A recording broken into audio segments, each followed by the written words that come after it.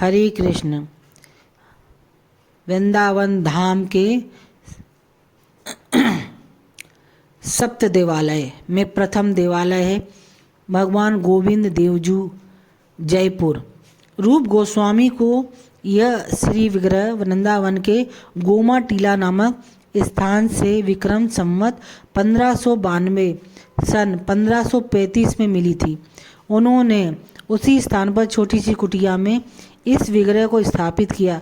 इनके बाद रघुनाथ भट्ट गोस्वामी ने गोविंद जी की सेवा पूजा संभाली। उन्हीं के समय में आमेर नरेश मान सिंह ने गोविंद जी का भव्य मंदिर बनवाया। इस मंदिर में गोविंद जी 80 साल विराजे। औरंगजेब के शासन काल में ब्रज पर हुए हमले के समय गोविंद जी को उनके भक्त जयपुर ले गए। तब से गोविंद जी जयपुर के राजकीय महल मंदिर में विराजमान हैं। भगवान मदन मोहन जी करौली ये सप्त देवालय में से द्वितीय देवालय है। ये श्री विग्रह अद्वैत प्रभु को वृंदावन में कालीदह के पास द्वादशादित्य टीले से प्राप्त हुई थी। उन्होंने सेवा पूजा के लिए यह श्री विग्रह मथुरा के एक चतुर्वेदी परिवार को सौंप दी और चतुर्वेदी परिवार से मांगकर सनातन गोस्वामी ने विक्रम संवत 1590 सन 1533 में फिर से वृंदावन के उसी टीले पर स्थापित की। बाद में क्रमशः मुल्तान के नमक व्यापारी रामदास कपूर और उड़ीसा के राजा ने यहाँ मदन मोहन जी का विशाल मंदिर बनवाया। मुगलिया आक्रमण के समय इन्हें भी वक्त जयपुर ले गए, पर कालांतर में करौली के राजा गोपाल सिंह ने अपने राजमहल के पास बड़ा सा मंदिर बनवाकर मदन मोहन जी को स्थापित किया। तब से मदन मोहन जी करौली राजस्थान में ही दर्शन दे रहे हैं। भगवान गोपीनाथ जो वृंदावन के सप्त देवालयों में से तृतीय श्री विग्रह है। भगवान गोपीनाथ जयपुर। भगवान श्री कृष्ण का ये श्री विग्रह संत परमानंद भट्ट को यमुना किनारे वंशी वट पर मिली और उन्होंने इस श्री विग्रह को निधि वन के पास विराजमान कर मधु गोस्वामी को इनकी सेवा पूजा सौंपी। बाद में रायसर राजपूतों ने यहाँ मंदिर बनवाया, पर औरंगजेब के आक्रमण के दौरान इनको भी जयपुर ले जाया गया।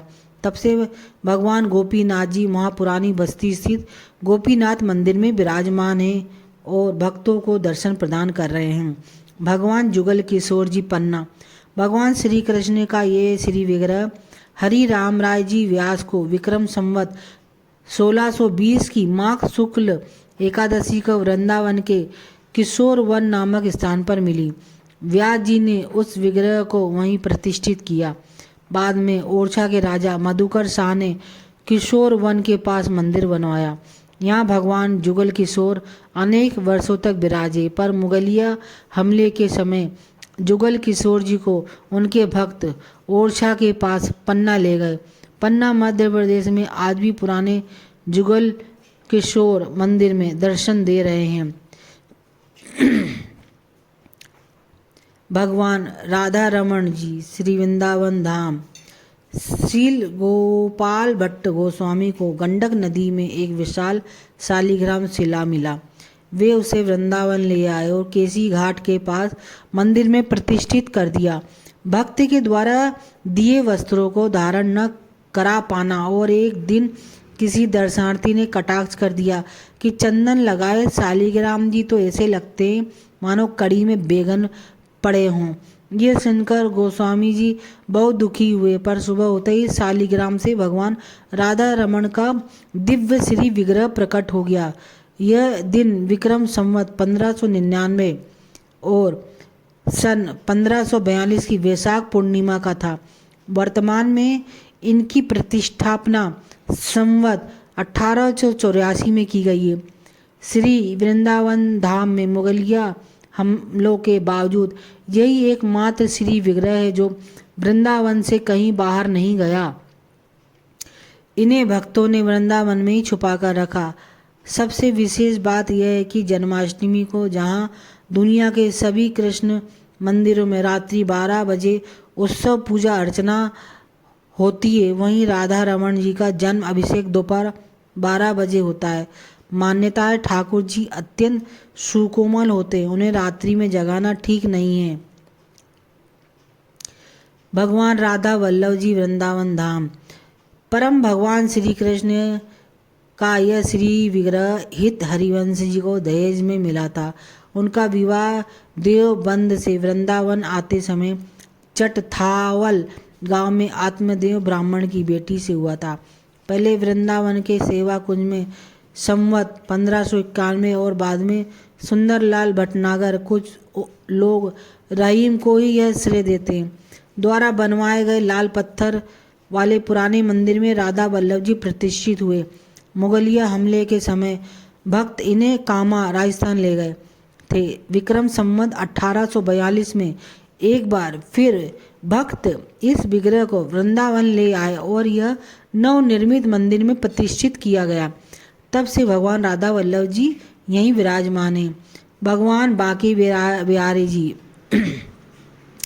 मार्ग शीर्ष शुक्ल पंचमी को संगीत के मुख्य आचार्य स्वामी हरिदास जी महाराज के हरि भक्ति आराधना को साकार रूप प्रदान करने के लिए भगवान बांके बिहारी जी निधि वन में प्रकट हो गए। स्वामी जी ने इस विग्रह को वहीं प्रतिष्ठित कर दिया। मुगलों के आक्रमण के समय भक्त इन्हें भरतपुर लेकर चले गए। वृंदावन के भरतपुर वाला बगीचा नाम के स्थान पर विक्रम संवत 1921 में मंदिर निर्माण होने पर बांके बिहारी एक बार फिर वृंदावन में प्रतिष्ठित हुए। तब से यहीं भक्तों को दर्शन दे रहे हैं। भगवान श्री बिहारी जी का प्रमुख विशेषता यह है कि यहाँ साल में एक दिन ही ठाकुर जी के चरण दर्शन होते हैं। साल में एक बार ही ठाकुर बंसी धारण करते हैं। यहाँ साल में केवल एक दिन ही मंगला आरती होती है, जबकि वैष्णव जन्माष्टमी के भोर में मंगला आरती होती है, जबकि वैष्णव मंदिरों में नित्य सुबह मंगला आरती होने की परंपरा है। यह वृंदावन के सप्त देवालय जहाँ श्री कृष्ण के विशेष 7 विग्रह स्थापित हुए। समस्त विग्रह को कोटि कोटि वंदन प्रणाम। सप्त देवालयों की व्याख्या श्री गोविंद देव जी मंदिर। यह मंदिर वृंदावन में एक टीले पर स्थित है और लाल पत्थरों से बना एक खूबसूरत ढांचा है।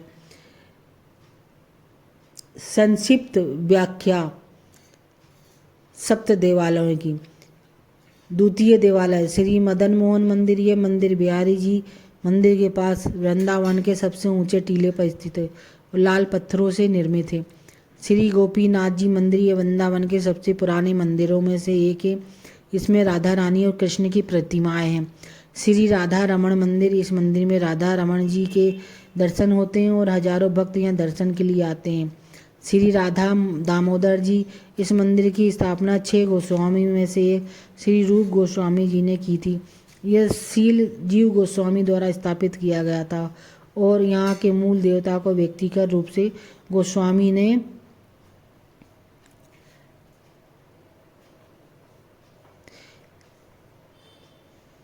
दर्शन दिए।